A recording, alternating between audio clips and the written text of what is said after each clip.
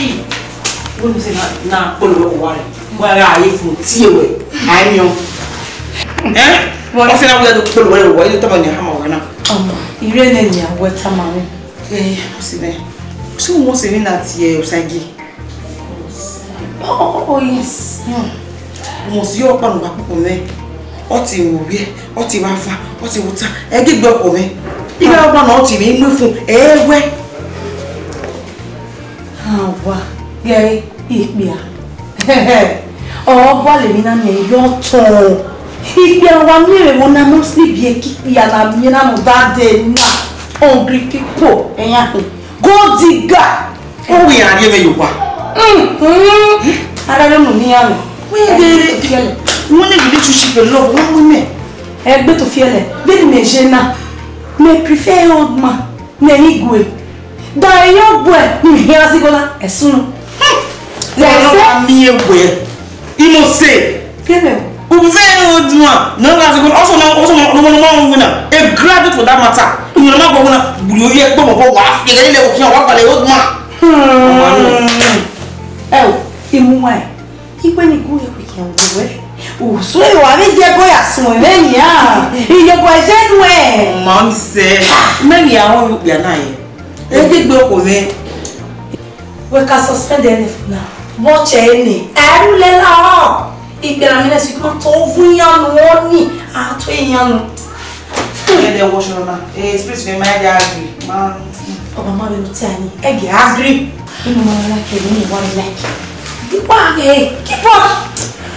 See ya, Etene. For sure. Yes, now. Maybe I'm in the way. Wait, what's here? Kiazo, ba? Kiazo.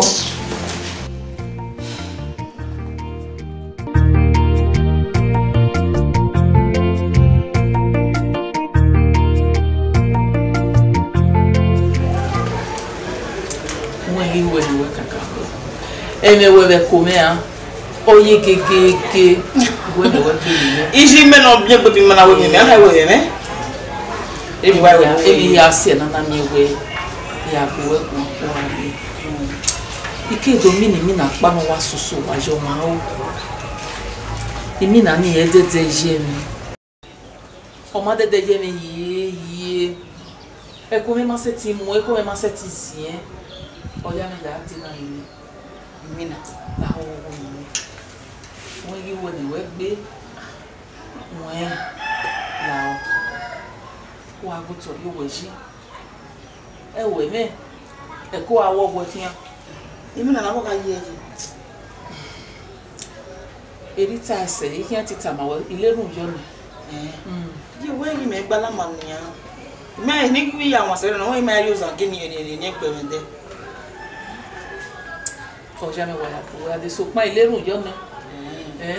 He made on a queer little young or some power, all the women in the married little. Come, you live. It's a man backyard, so oh, ma, ya live. I don't know. I don't see. Well, I got the white man.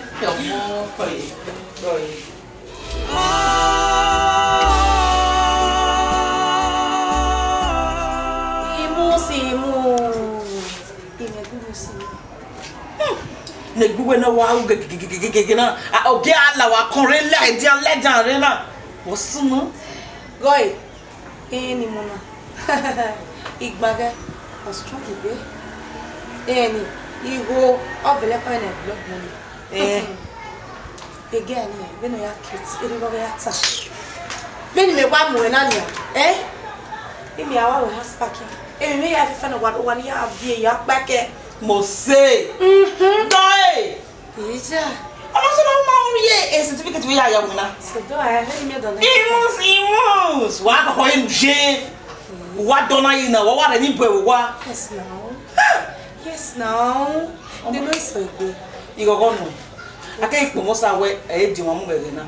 We cute guy. That means a young boy no. Congratulations. I mean di one ya te so no e. Ya so obokinya me wo no we at least we ti e mo ekere mo fara yire mi boy na o se ni ai ya mi we ni Isha Manu Simenai, or what Mary was it? Never wedded. I will want to know so far, a boyfriend, you are my way. You know, Mostly. Oh, we never have no idea. You put the kid in.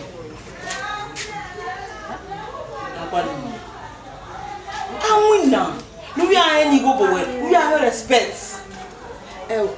Nimena isibuebu na wugwarania ona eke business me agwa ona ekwo for wala me business what agwa o get down we o get down we dem must me no he must agwa eh wesana o ga down we if you ni go na iga me we enye do kanwa uzaze akese ba we na se ba se ba ni e na ya metana se ba ni e guy, he may boss in ne.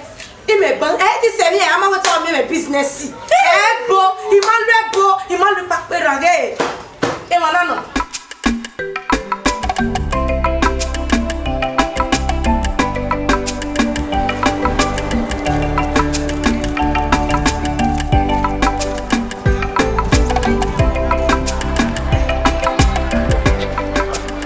Let me look at the number. Sabu abu yena. Sabu abu ye. Hello. Yeah, yeah. Where you are? Me was asu so say again. Nobody want there. Oh, right. Yeah, yeah. Oh, yes, sir. Oh, yo. What we there? You gonna leave in now? Do you know say without over? Okay. What change? What we there? One woman, right? Yeah, one. Me as it. What? You go okay, you do me what? Okay. That's it. Yes, all right, take care. Come on. Why go? Yari, okay.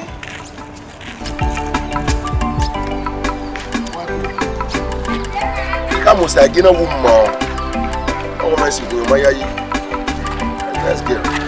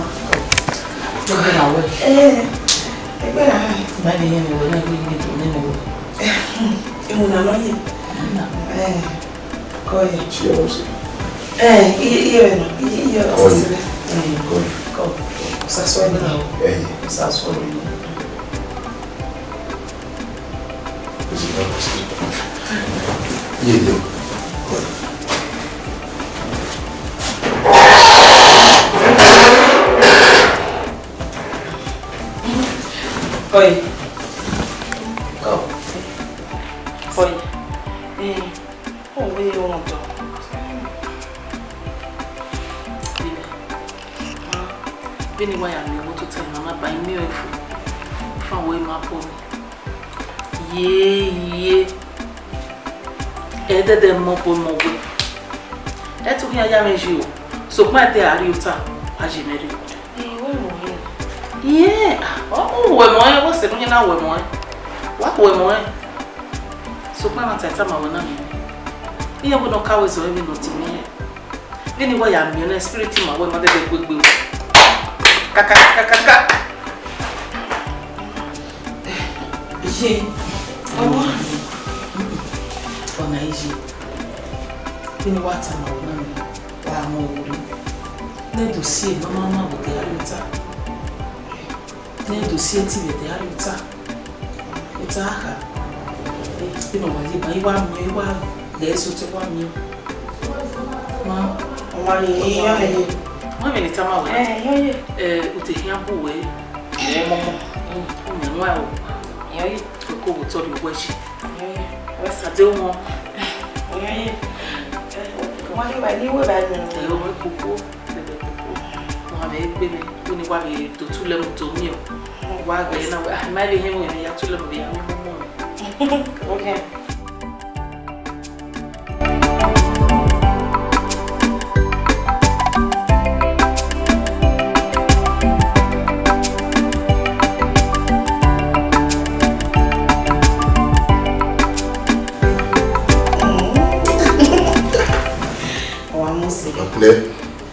Okay, very good. And I'm also hey, only o se veni no fine no is no yweni. Imose. Ele una abuego. Ila bitame. Owe ewu, owuma, owe mi yopa no kobo we de no nyama. Owe gbeyanle, même no ze na do e. Owe de le we ye wu dokin, ami yopa lo yin kan. Anyway, sisters, my way le gbe ni ya. You come my way. Hey, Imose, don't. What did you tell me about for wearing? You might get a couple of minutes. Nadia, you are over there. You are me, you are no appear. No was so or you are only big up while you you are the man who will appear for body. Oh, half a year. I'm not making it. I don't know what luck being you luck being a while like you. Oh, Thierry, go, then I get lemon. What will I? Mo plan of buwe ni o tin e ma wo wa ma wo de e limi na re ma tin we no wala so ma tin we no na wo ni ku we da bo re mo ka ma yi ma mo mi ka wo no o boy ba we o ba se ba ko ya bonjour dirite no ba dirite ba no don e so lo wa be e dirite e mi na re e ya le ku e mi na re mi ya me de ri ade o ri gbe ma ko ri gbe ma re you who may left with an image now. Oh, boy, my way. And you know, my way there. Whatever, another email. Actually, exactly one. I think that I will know what to now anyway. I go back. Don't know. Emma, one out there. It's possible for you. Oh, Emma, one out there.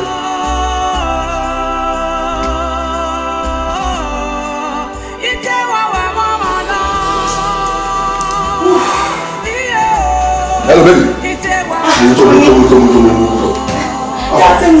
C'est là toi bien. Il m'a bien quitté. What could that be? Yes. Where you go against? Oh, my do go against me. Sometimes I don't know what. Like when you know. Don't be funny. No. But there's nothing here. I don't know what to do. Oh my goodness. It's rain.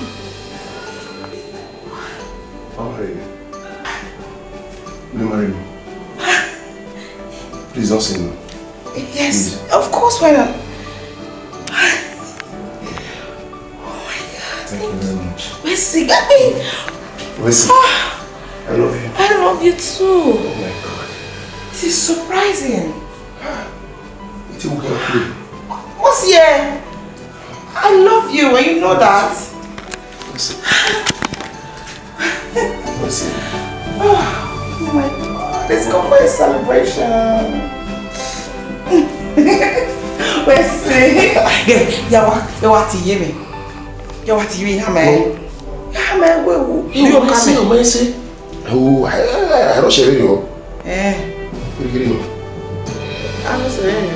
We see when we're going to progress that way. How will you? I don't share you. Understand?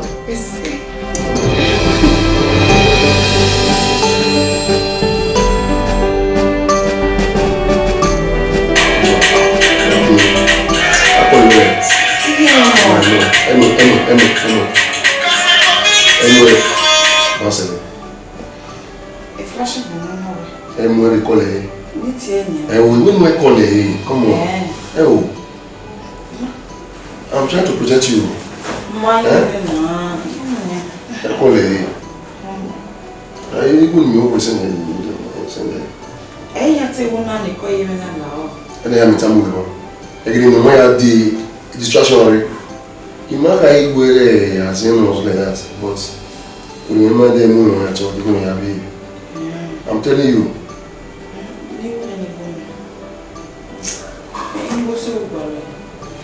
Don't just the theater now. Come on.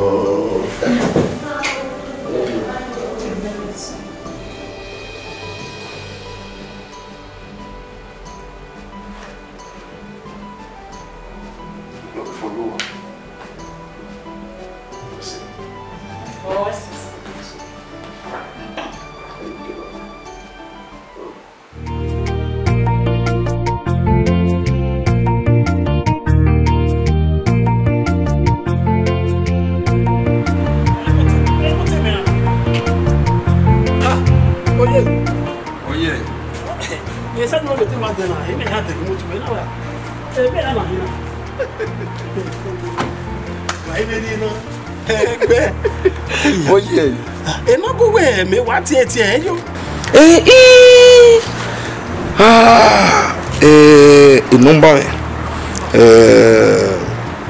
Mawalo the park. You know to phone me now today.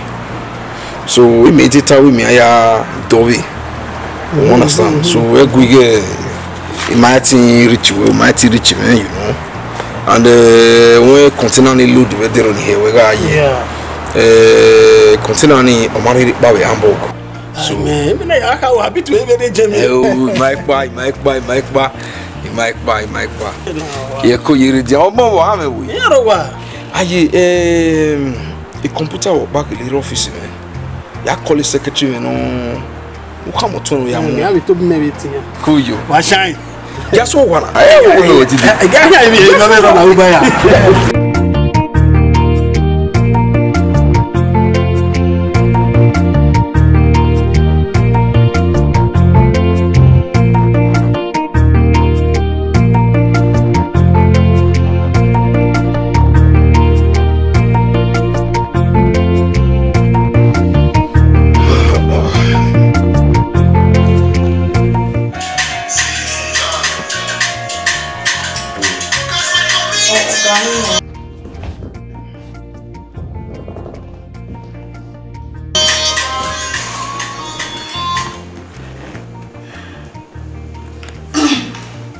Hello, sir.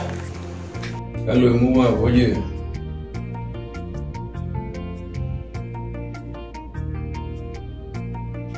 Muma, where are you now? Yes, sir. Oh, sir. Ehimwenma. You can't know where they're going. Let's see, Muna, now come. You know, the rock office is calling anyway. In a meal, soon.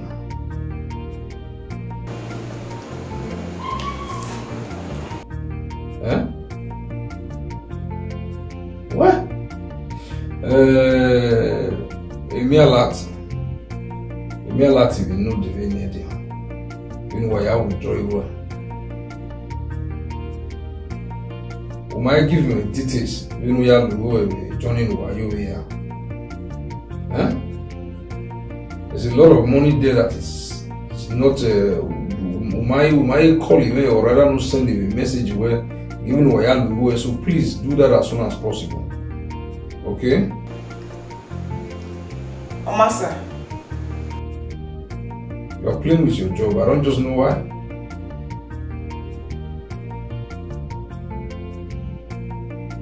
Give an account of where you are going here. Okay. Yes, anyway, the email, break it the catalog you took. Where we I don't know why you're playing with your job. Alright, sir. No, sir, I'm still. Ehimwenma. Oma, sir, Oma. Where's it?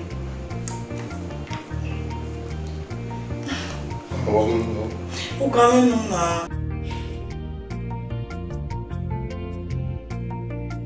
Well, I trust him. You trust people. You give them an opportunity. They will start making use of. Yes, and make use of your that negative form.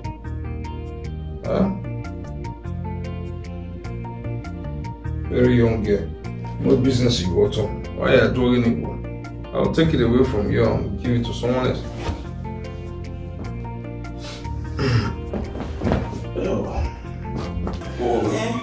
Well, what can't say business account or withdraw you go, you return you go.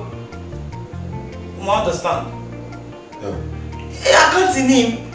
Or I'm a goosey go me. He return you go. But for a very long time now, he might return you in a can't there, but withdraw, he make or we break down here, walk away. Or I see you fire, man. Money losing one, and when I only go man. Oh, no, you're someone. You want with your name. When I have a way of walking over you, I touch you. You're someone. I need to do something fast. Oh, I'm like one way now. You way out whatever we are. Let me say, come down, baby. Come down. Are you afraid? It's my job, you will not use a factory. No. We are my own. And they could be born by this social. I trust you. This way, you are looking away. Yes, sir. Man, I'm worried, man. I go going here. I don't go. Or the holy.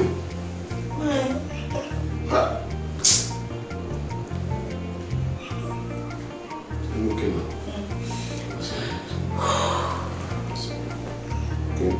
Yeah, man. We are so no weapon. I can't do a business. I'm not like a. In me, only why you know. When you are why business look away. We are so no weapon. From next year, you start your job.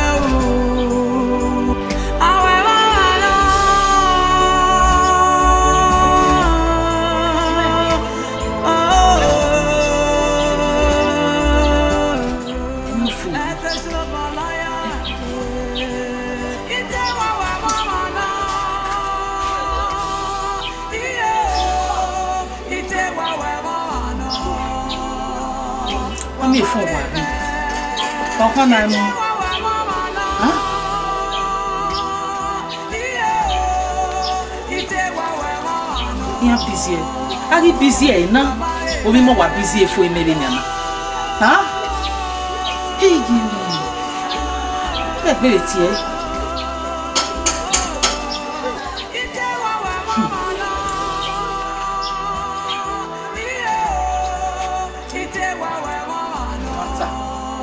Ọmọ ni me show we me ya pie. E o wi mo no nana. So ma o kana ka gire. O kana ka gire.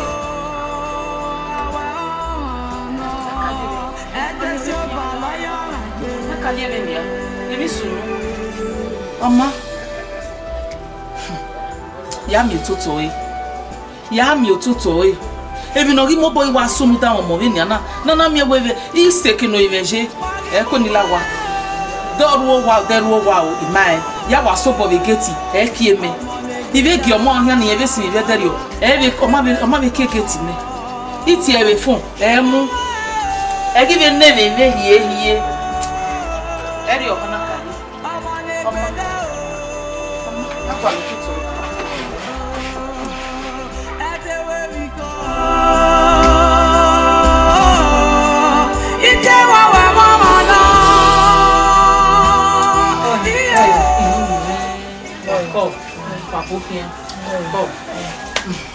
Bime, mo ti wà ipa mi ò ṣe ló dá mi. But I'm not that they don't understand me. No, don't even not to why they move on. What's wrong? Iya ti e mo fún mi. E rí okaje. Imagine mo ya yin he. Wa we he won. Ije. Ma fe gbogbo egbon last week. E mata. Baba egbon ma mi gbe last week. Ogbo we kun. Kila ma we na. Ma wa e chat we last 2 weeks. Obi ero wo gbe na yin. Opo ni wa. Ma travel o na na. Àwọn yẹn ma travel. O ma ge he. O ni. Ya ti e mo fún mi. E de ni na wo ma. Mo ni e si mi no ya ile wo. So ni mi e se lo, we ni e so bo se le ki to bi ma ke gate ni. E mata. Ya ti e be fún e mu. Imagine be ni kan ki on na he. Ije. We agbo we ko dure. We ma fi mo. Ma le je ma ya gba. Ma ya check e. Ya se ti ko dure ni. Je wo ni. Ibu wa yo kan o kan. E wo ni. Ma ya check e. Ma ni e ru da ti wo na wo ni be ti ile wo go wa to wa ni. They don't let me ma ya check e. We mai ke ma we se wa. Wala wari yobo na mi. O da wa kaka bo wa o wa budu me buri o me. Oye, wa wesi. Ya se pe o. Wala o, wala.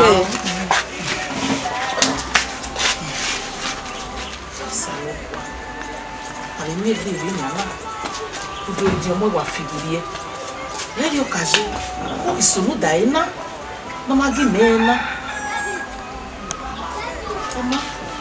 Si ena ni akabi me mo eri ni. Iye mi ga o.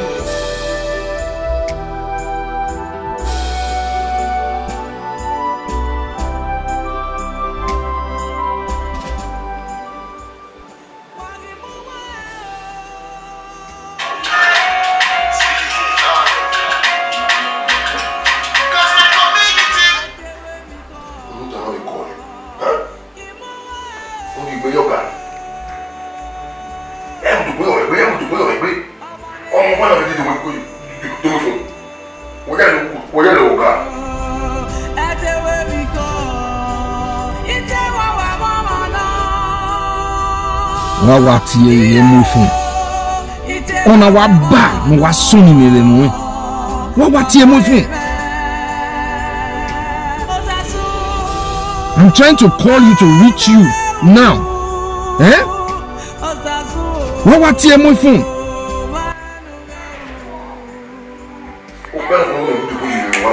You walk your life.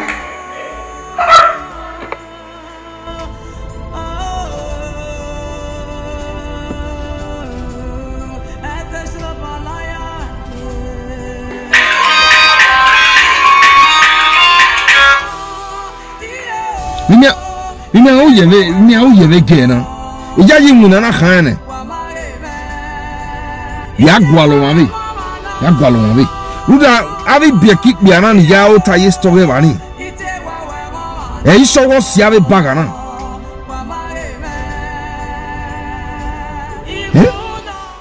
What you do mo gan do you? You don. Mo wa ma wole. Wo do mo ya do yi mu. Mo ya do yi. Look at the time. Tonight, you are calling us on.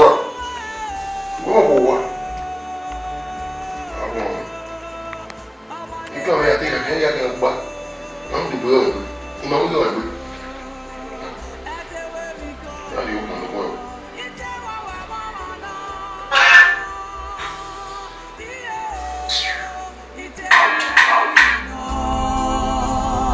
You know, again. What you emotion? Ele vai ver accompli. We are sufficient me on rock. Yeah, sufficient me on rock. Again, I akwe. Abi be keep down on that muna or see abi bagana.